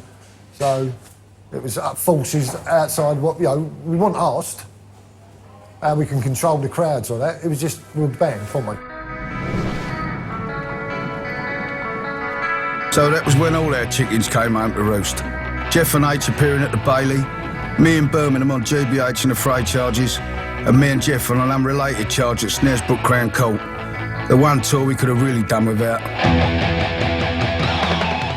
We got shafted at the Old Bailey. We had to go to a GBH if I was never been so scared in my life. Me and Jeff looked at each other, we went, fucking hell, like, whatever happens, Jeff, we're together. Shook hands like that. Yeah. And we got called and we walked up this spiral staircase out into this fucking court. And I tell you what, to us it looked like Wembley Stadium. It was fucking massive. I've been in some courtrooms, but that was Wembley Stadium of courts, wasn't it? I was shitting myself, I don't mind admitting it. That was hanging over us before we went to court, was up to over a year, Jeff. And it was always, and do you know what, even after it was all done and dusted, you know, the fine had paid and everything. Do you know, I couldn't get it out of my head. I don't want to do prison. There's a lot of so-called heroes out there. Mate, be the worst place you'd ever be. We don't mind doing a bit of bird. What a load of bollocks. What a load of bollocks. And to be honest, after that, I thought to myself, you're going to have to knuckle down, get a job, you know, let's get out. And I did.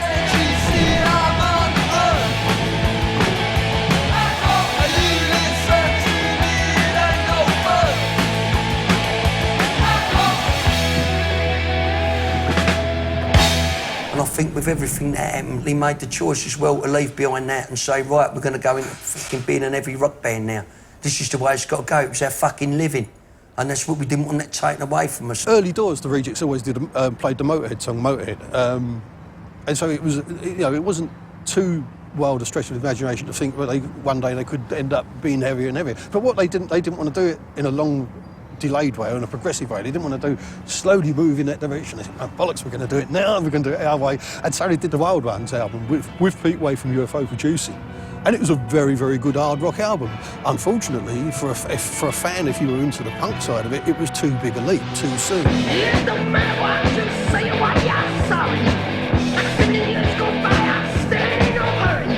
That was a good album, but again, because it was us, it was received as like we was trying to do something we couldn't do.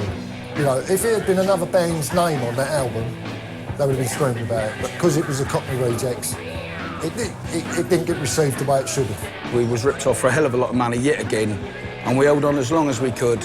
And in the end, Vince, quite rightly in my view at the time, said, I can't carry on like this. We can't carry on like this. I've got to go to work. This is not putting bread on the table. So, reluctantly, for both of us, Vince had to go his own way. It was financial. It was doing me head in every time you went somewhere, someone wanted to punch you in the mouth. So, you know, I wish that had changed a bit, you know what I mean? Maybe it'd got a proper living out of doing it. We thought, fuck it, you know what I mean? Enough brick wall punk albums, we've done that. Now let's emulate our heroes, you know? I want to be fucking free. I want to play some Kossoff licks and stuff like that. So we wrote an album called Quiet Storm, which would hark back to like 1967 to 1972, classic British rock and roll. And the album itself, critically, was very successful. I think in 1984 it was named the 4th or 5th best album of the year in Kerrang, you know, right behind Purple and a couple of other of our old heroes. But at the same time, it went to our head. We was doing a lot of dope and stuff at the time, and we got invited to go across to Los Angeles. So we went over and played the old Olympic Auditorium, which is like fucking 10,000 people. It was Remo. They thought they was going to get ready to rock, and they got us doing fucking 5-minute guitar solos and drum solos and sub-fucking Robert Plant wailing and all that. And of course, they pelted us with everything that had their fucking hands on. And we were so big ignorant, we couldn't understand why. You know, fuck me, if I'd have paid all them dollars to get in to see a band I wanted to play their hits, I'd fucking be pelting them and all.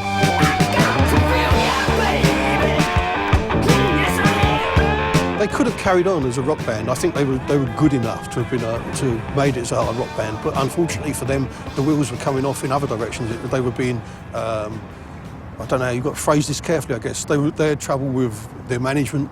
They had trouble with the record company. Basically, the trouble was they never got the funds they were due.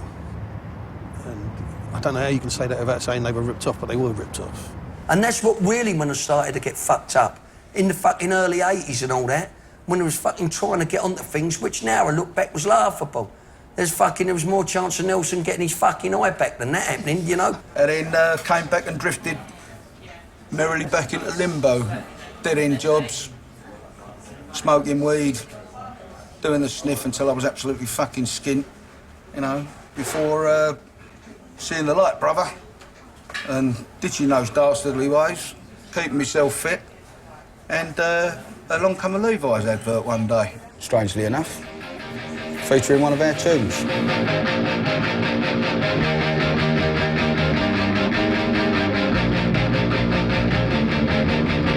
I thought I was fucking seeing things. It was about 3 in the fucking morning, and I rang my brother up. Went, fuck me, we're on a fortune here, we've got a Levi's advert. He went, fuck off, don't be ringing me at this time, I've got to be up at work. I got up the next morning and put it on and fucking lo and behold, I was right. And before we knew it, word's spreading. Joe Strummer, God bless him, goes on record saying the Rejects were the real deal. Shane McGowan's claiming in his book that he used to knock about with us at the Bridge House in the day. I've never met the geezer in my life. Primal Scream outed themselves as fans. Even old Morrissey was getting in on the act, going on stage in a West End Boys Club shirt claiming he's Stinky Turner. He even wrote the foreword to Jeff's book. And that's when the calls came to people, will you make another album? Well, Vince was long gone by this time, following his own path. So there was a very good friend of mine named Tony Van Freighter. And I got a phone call off Jeff asking us if I'd like to do Volume 4. You know, the band were reforming, would I play a bass for them? I'm like, oh, fuck, cool, right? He had produced a compilation album of bands from around the world, covering Rejects songs, so he was a natural choice to fill in on bass. I wanted to be in the Rejects when the Rejects were the first time round. If I was tough enough, I would have bashed Mickey fucking Geggis's head in, and I would have been the guitar player. That's how bad I wanted to be in that band. We was up north in a studio for about 6 days. He introduced us to Laney, who's our current drummer now. Tony phoned us and just says, look, do you fancy going to the studio at the weekend? Didn't have a clue what band it was or anything. And we made this album, and yeah, I was pleased with it. There was never any plans to go live. And all of a sudden the offers started coming in from around the world. Now, our old management had never let us off the leash. They'd never sent us over to Europe. They'd never let us gone here or there or anywhere. We was just a cash cow to be milked here in England. So all of a sudden we thought, yeah, why not? Let's do it. And we went very tentative. We played one show in Spain, in northern Spain, to a packed house of about 2,000 people. And those people camping outside. You know, fucking Rejects T-shirts. I didn't know anyone was doing Rejects T-shirts. They were all fucking wearing them. You know, I was camping outside. It was, oh, like, fuck me, what have we been missing out on here? Don't you tell me why you always set me down. And you tell me why you gave me the run around. There's no answer for half the things that you've done. And you remember that I'll always show you one.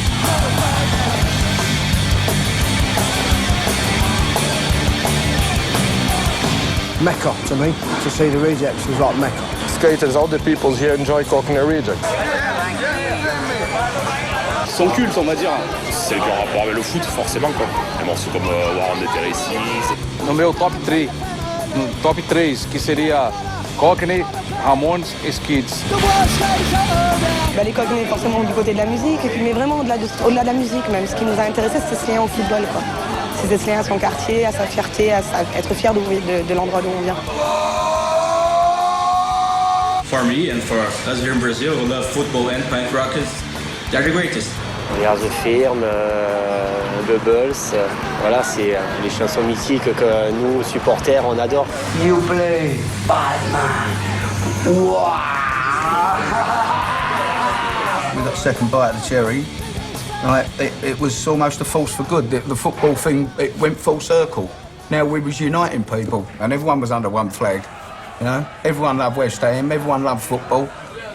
Football firms from up and down the country and sort of all over the world have taken us to their hearts, and we're very grateful for that. There's no rivalry at all. There's none of that old shit. That was in the early violent 80s and the late 70s, but now it's wonderful. Join the fun, you can't slow, know that sound. No, Lord, trying to ignore us, but we won't let them win. The wankers tried to put us down, but we will smash them in. It's real fun, and they are full of shit, and they're running down the back street. And they're running on the free. Cause we all know that that's the sound of the streets. I'm very proud of that song because it's been prophetic. It really has. It's come true. I mean, there's a lyric in it that says, like, you know, the kids say come from everywhere, the East End's all around. The kids say come from everywhere, East End's all around. They all come and join the fun when they hear that sound. You know what to do when you hear the call. Pull your boots. Japan was brilliant, but it was one of the funniest things I've ever seen. You know, it's about 400 people there, and there's about 100 West Ham tops on in Scots going, West Ham, you know, and you think, how long? 2,000 miles away from the West Ham, yeah. They're full of shit, I'm running down the back shot, running on free. We all know. It's so easy if you come from round here like that to get so many songs about your real life experiences and what you're doing, you know? And the great thing is they've translated now all around the world. I mean, I got this shirt on it, I think I got it in Serbia. And there was all West Ham supporters and all that, and your music, it got us through the war and this, that and the other. It was like neighbour upon neighbour out there. We had bullet holes in neighbours' houses. And all these people come under one roof to sing our songs. I thought, fucking hell, didn't need fucking United Nations over there, should have bust us in. Yeah, should have bust us in, yeah. We would have sorted it. We would have made it worse, yeah, suppose so. Yeah. Got the faults there. Got to have a few countries in on the route. There's many bands all over the world who come and they want to be just like where I was when I was a kid. I wanted to be a Reject because they were the biggest street punk band ever. Rancid, Offspring, Blink-182, I can go on forever. There's a lot of Rejects influence in there. In the 90s, you started doing Green Day. Oh, they were fans of the Cockney Rejects. Bouncing Souls, fans of the Cockney Rejects. Dropkick Murphys, loved the Cockney Rejects. Rancid, Lars came over. He wanted to go to West Ham. He wanted to go to Upton Park and he wanted to meet the Rejects. So it all starts with the Rejects. Even now, when you meet a lot of these bands who fill out in stadiums in the States, what they want to talk about is what were the Rejects like? What was it like back then?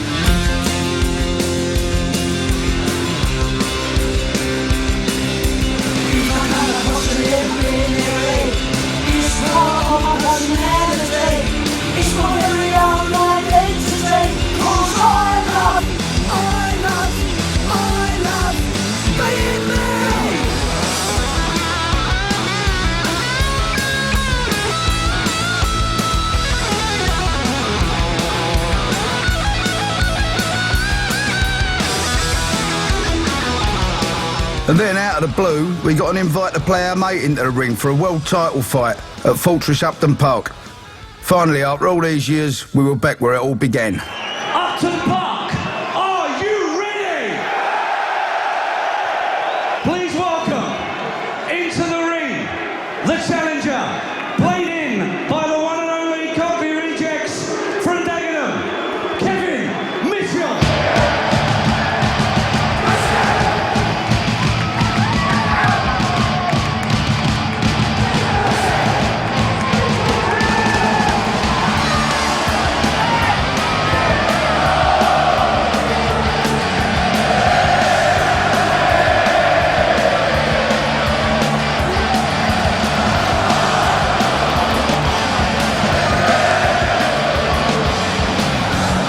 They're doing it in Marseille, they're doing it in Barcelona, they're doing it in Paris. I mean, Jesus, the list goes on. There's too many to name.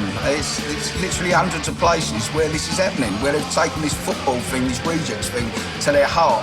And they're learning how to speak Cockney off, listening to the lyrics and reading the back of their record sleeves and all that. And it's humbling, it really is. It's incredible, you know. I'm sitting there, I'm gobsmacked.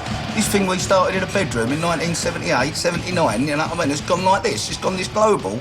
And these people, they're you touch it, you know, we're on the same page as these people. We are our audience and they are us. You know, there's no rock star shit, but we just glad to be there. And everyone is having a fucking great time. Which, I think for all the trouble that we went the first time round, I think we deserve that, to be honest with you. Although we did bring a lot of it on ourselves, admittedly.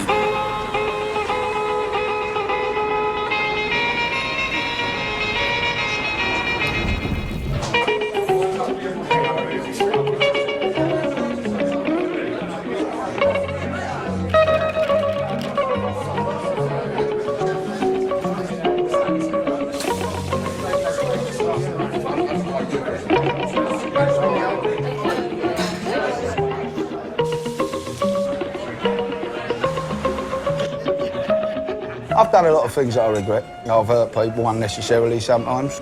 And I do regret that. I think upon it a lot of times. Things went badly wrong sometimes. But with age comes wisdom. That's the way it goes. C'est la vie. I wouldn't have had life any other way. It's the Rejects, really, who's made us what I am, shaped us what we are. And who knows, if we wasn't in the band, one day the way it's ran in, you had no money, I might have put a fucking stocking over me fucking head and got in the net west. You don't know. There's going to be more tears then, innit, when you're doing a 10 stretch. The years that we took out from not doing it was gutted, but maybe it was a good thing because he's got us to live on and still playing, and it's the greatest thing that, you know, was and ever happened to me. Even the bad bits were good, were funny. Never a dull moment. I'm just proud of them. Proud of them. They've made their mark. I used to have this saying that if I was walking along and I saw myself at 18 coming in the opposite direction across the road, I mean, it was all fucking mad. It's all piss and wind when you're that age, isn't it? Rejects always be a big part of my life. Always have been, always will be. Never going to change. I'm very content in knowing that we're uniting people and putting a smile on people's faces throughout the globe. While I can still walk, I want to still be doing that.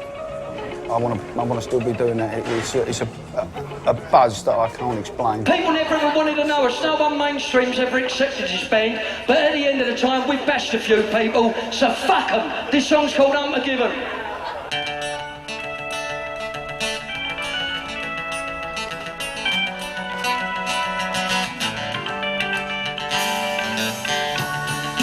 Right from very young, could never bite my tongue.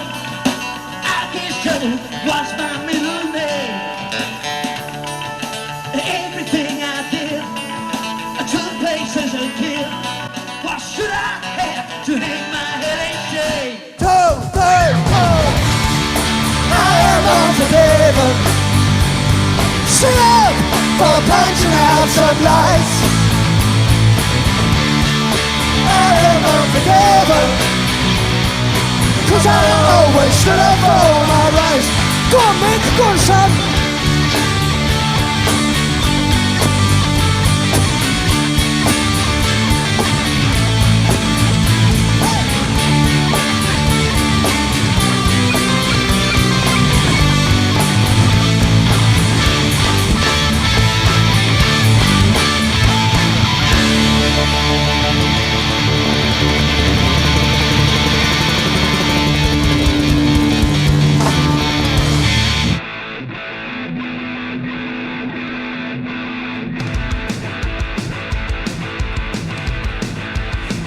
And that's fucking that.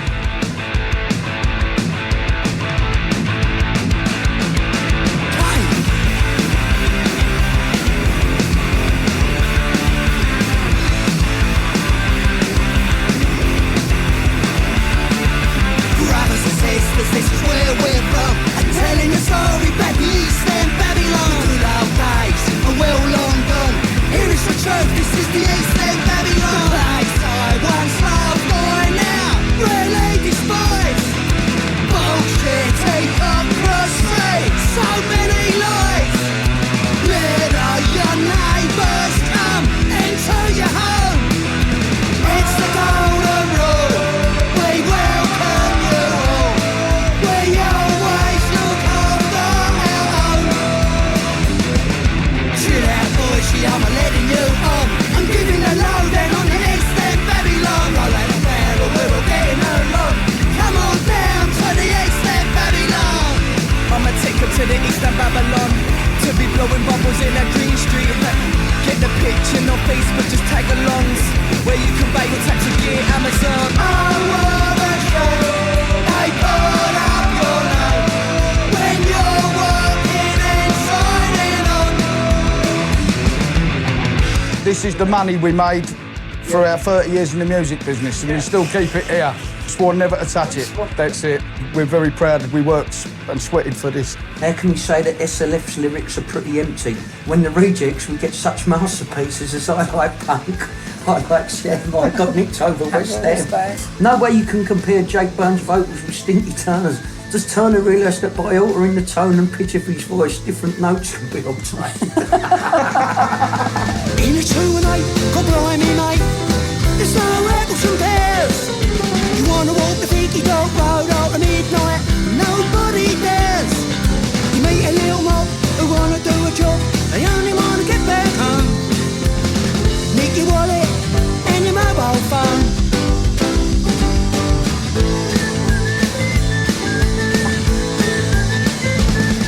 Have you seen next door's got a brand new car? It's much better than ours. I'll get a Stanley, scratch the cunt up in the early hours. See that struck in his hand-me-down stuff. He's had it tough. He's got enough to buy his puff.